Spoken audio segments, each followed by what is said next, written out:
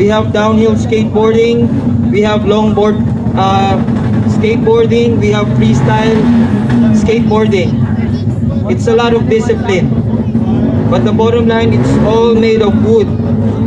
Alright, so this one, we called it a skate deck. Right? Skate deck.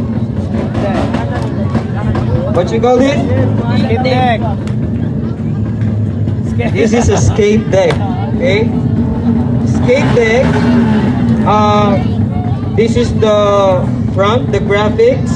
And on top of it, we called it grip tape. Grip tape, it's like, it's grippy. It's grippy. And it's thick. It's like a sticker, papel de liha. No, that's why we called it grip tape. So yung grip tape, we use this para magkapit ang shoes nyo sa skateboard. Okay? And also, if you have the grip tape, the part of the skate deck, we called it a nose and a tail.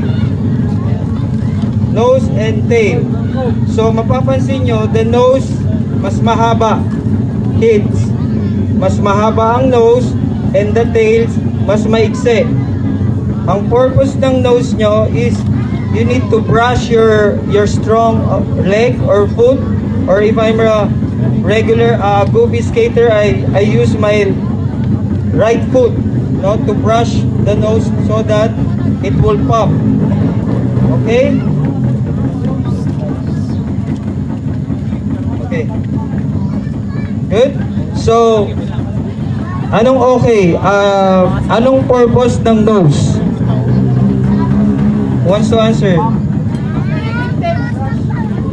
Brush something from it.